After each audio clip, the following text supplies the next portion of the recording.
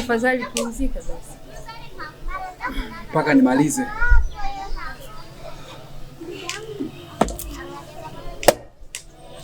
Pumzika kwa ajili yetu. Usijali. Alafu mtoto mtoe kwenye jua.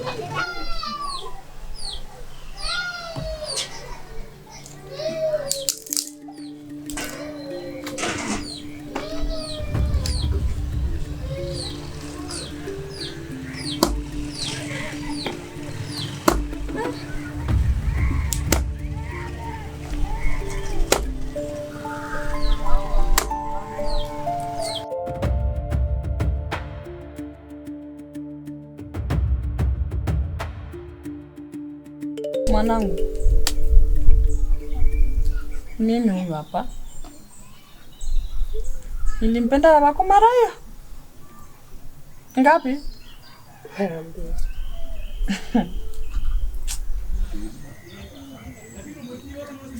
Lini ilikuwa mara ya pili?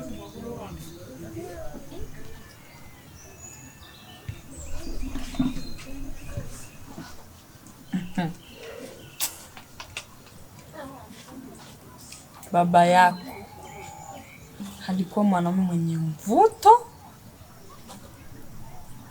tena jasiri, na akiongea watu wote wanamsikiliza. Aliponiangalia nilijihisi mwanamke wa kipekee kwenye kijiji. Ila aina ya upendo huo haidumu milele. Unamaanisha nini?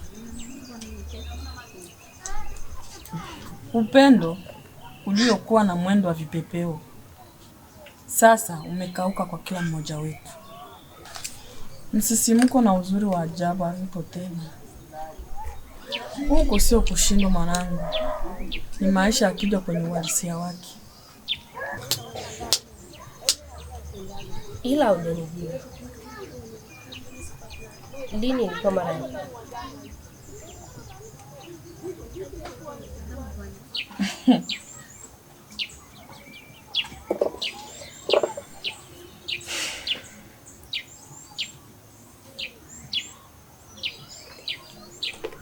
Mara ya pili niliyompenda, tayari tulikuwa na miaka 12 kwenye ndoa. Hakuna cha ajabu kilitokea siku hiyo. Hakuna sikukuu, hakuna zawadi, wala ujanja wa ujana. Alitoka shambani amechoka, kisha akaikaa kwenye mkeka, akavua viatu vyake, alafu akaniangalia, kisha akaniuliza, bado najivunia kuwa ulinichagua? Kwa nini uniulize hivyo baada ya muda wote huu tulioishi pamoja? Alinyanyua mabega yake kwa upole, kama hana uhakika na ambacho anachotaka kukisema. Akaniambia, nilitaka kuhakikisha kama ungenichagua tena. Na huo ndio muda ambao kila kitu kilibadilika.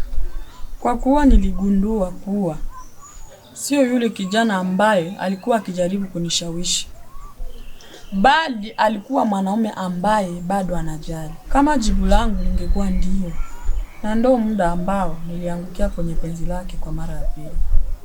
Sio kwa sababu alikuwa kuvutia, au sio kwa sababu alikuwa na haiba, lakini kwa sababu baada ya miaka yote bado alitaka kuchaguliwa.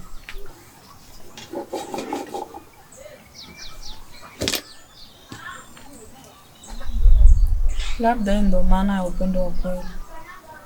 Sio kupata mtu sahihi mara moja tu, lakini ni watu wawili wakichaguana tena baada ya wakati mwingine, pale ambapo hisia za mwanzo zimepotea.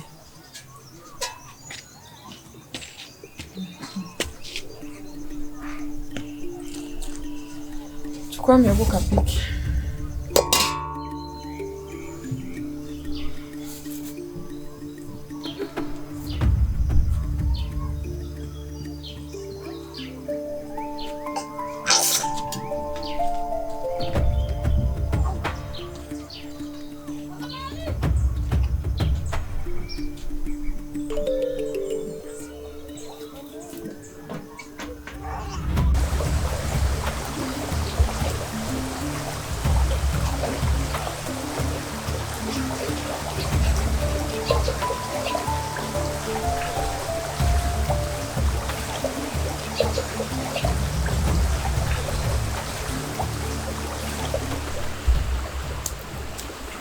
Kaka, mimi ndoa yangu inanichanganya sana siku hizi. Kwani shida nini? Mke wangu anataka kujiona bora zaidi ya kila mtu kwenye maisha yangu, kitu ambacho si kabisa. Nataka kumaanisha Anataka kujiona juu ya mama yangu, juu ya mtoto wangu, hata juu yako pia, wakati hajui tulitoka.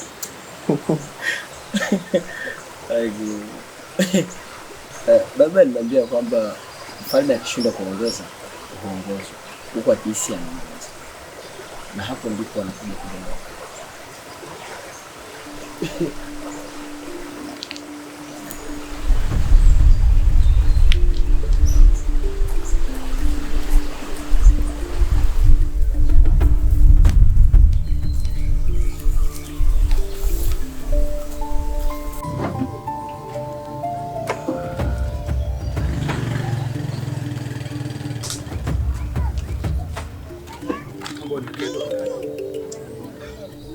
Nilikusubiri ili tuchangie chakula pamoja. Naenda kwa mama kwanza, nije kuleni. Sasa tutaishi hivi hadi lini? Hadi pale utakapogundua kwa mimi ni ufalme wako. Kwani kosa langu liko wapi? Kama kuna tatizo si mtu anasema.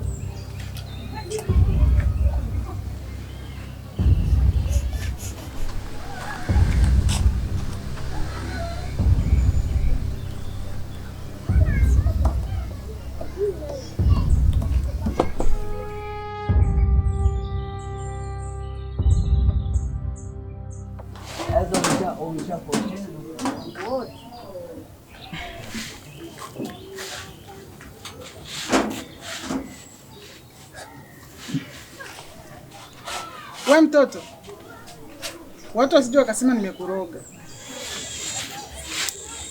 Akitaka waseme mama, mtoto kwa mama hakui. Jina la Bakari ni la mjomba wako. Baba yako alitaka kukuita jina la babu yake. Nikamwomba achanganye na la mtu hata mmoja wa familia yetu. Hivi mama, mke bora anapaswa kuwaje? Upendo wa mke udhihirika kwa kumtii mume wake, na upendo wa mume udhihirika kwa kumjali mke wake.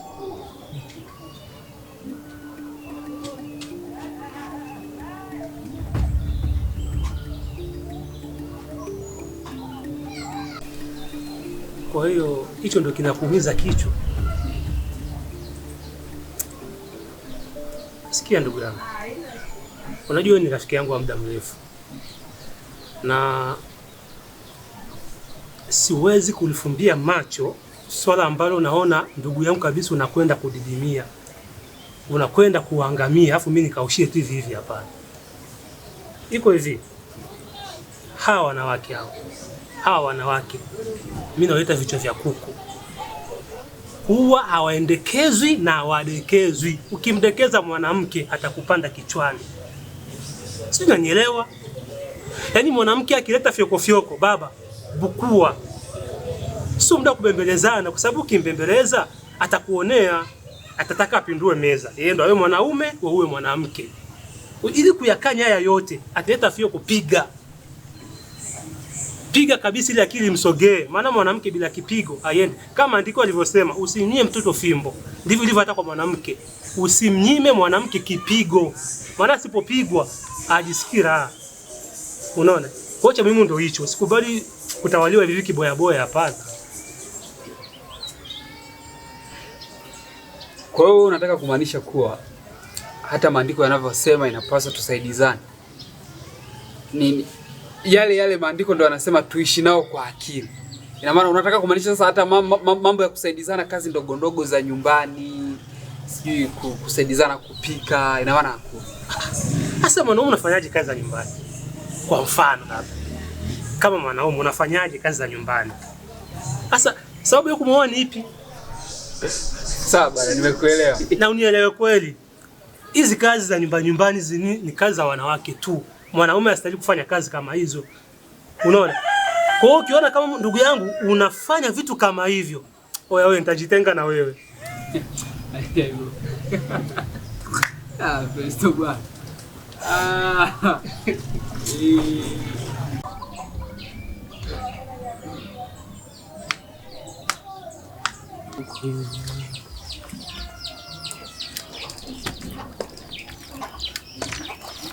Kazi. Asante. No. Niko naomba kuongea na wewe. Sawa. Kuna kitu natamani nizungumze na mdogo wako.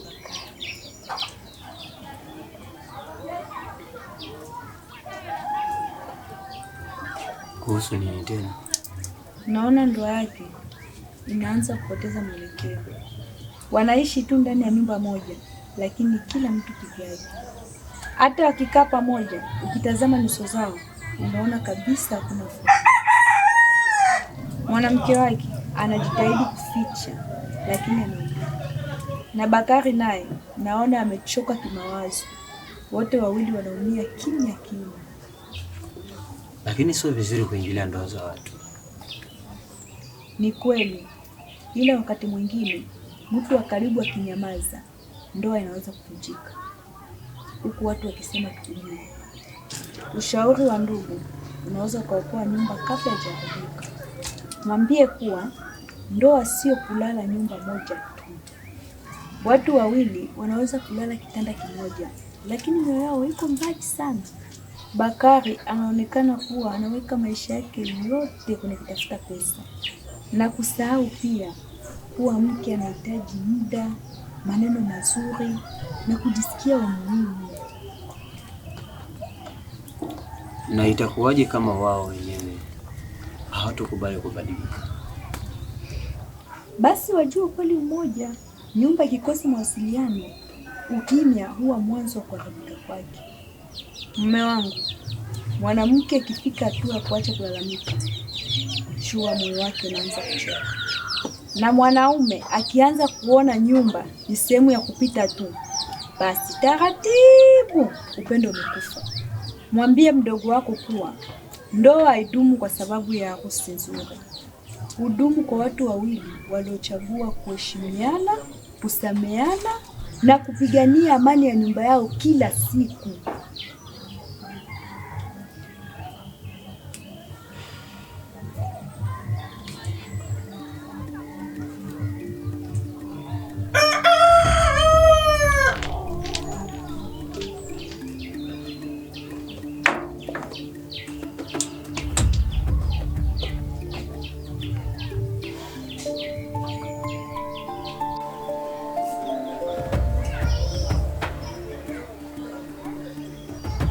Kuna namna unaniongelesha siku hizi. Inaumiza? Inaumiza? Wewe unajiona nani kwanza? Sijalenga kukwaza mwanao. Ila siku hizi unaniweka nyuma ya kila mtu. Mama yako unamweka mshauri wako wa kwanza. Ndugu zako ndio familia tu. Ukija hapa nyumbani, haujali kuhusu mimi. Unacheza tu na mtoto. Usijilinganishe na watu wangu. Mama yangu hawezi kufanana na wewe hata kidogo. Yeye alinilea kanifanya mwanaume nilie leo. Wewe umekuja juzi tu hapa. Hata ndugu zangu wana nafasi kubwa kwenye maisha yangu kuliko wewe. Na ukweli ni huu. Hawezi kufika level ya mama yangu. Huwezi. Basi nisikilize kwa makini leo. Mama yako anakupenda kwa sababu alikuzaa. Ndugu zako wanakupenda kwa sababu wewe ni damu yao. Mwanao anakupenda kwa sababu wewe ni baba yake. Lakini mimi nilikuchagua, hakuna aliyenilazimisha. Hakuna aliniambia nibaki na wewe. Nilisimama na wewe hata pale ambapo hakuna aliyekuamini. Nilijenga dunia yangu nikikuzungusha wewe. Sio kwa sababu nilipaswa, bali kwa sababu nilitaka.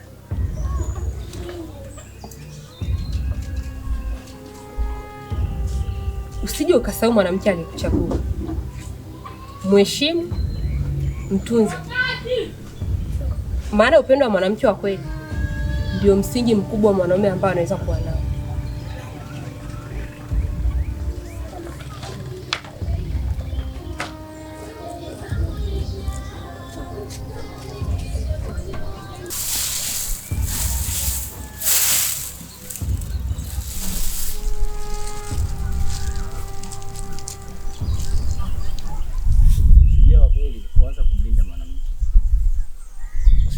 Kupata furaha kutoka kwa mke wako, aliyakuwa hata peke yako huwezi kumpa hiyo furaha.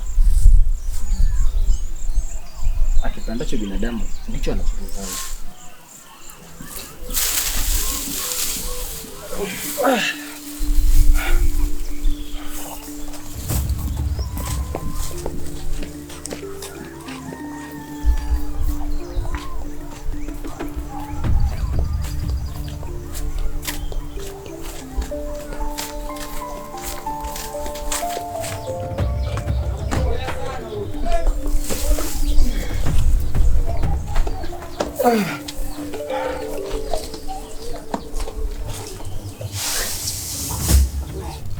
Karibu shujaa wangu.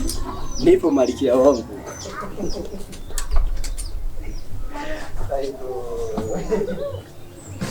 Karibu shemeji. Asante. Kuna sehemu napitia kidogo nitakuja siku.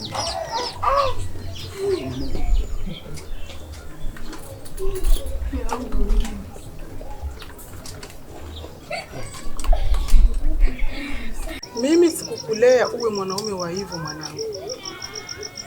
Nilikufundisha upendo sio kwangu tu, uanze kwa mke wako.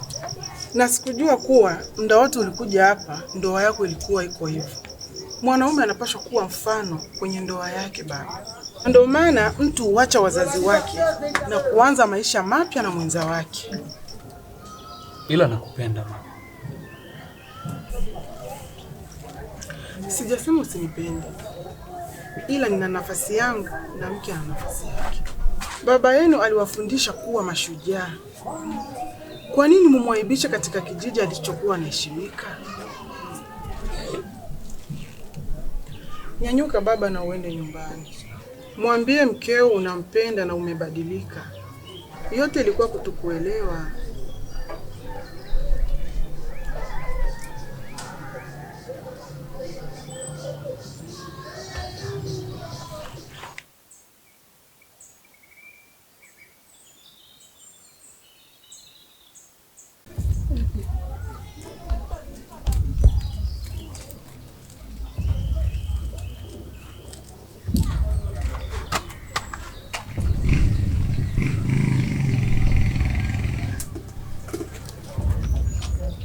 Mama yuko wapi? Mama ameniambia ukija nikupe funguo na niishi na wewe vizuri.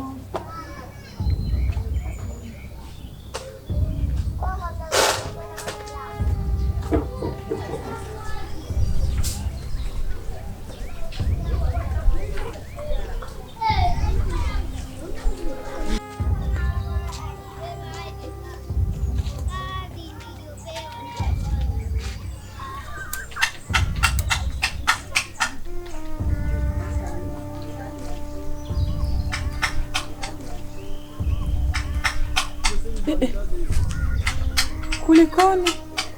Mama, na mimi ni binadamu, nahitaji kupumzika. Naomba unisamehe mke wangu. Kwani unaniacha na nani? Kila chenye mwanzo kina mwisho, Bakari.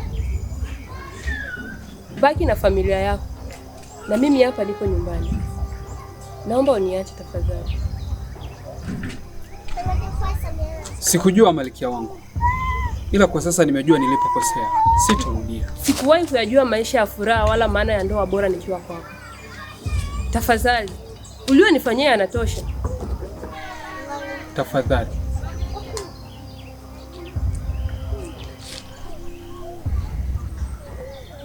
Najua bado unampenda. Na najua wanaume wote uliwakataa kisa yeye. Upendo hauchoki mwanangu. Wala ujivuni, wala uhesabu mabaya. Mama, najua hata sababu iliyofanya umpende bado haijaisha.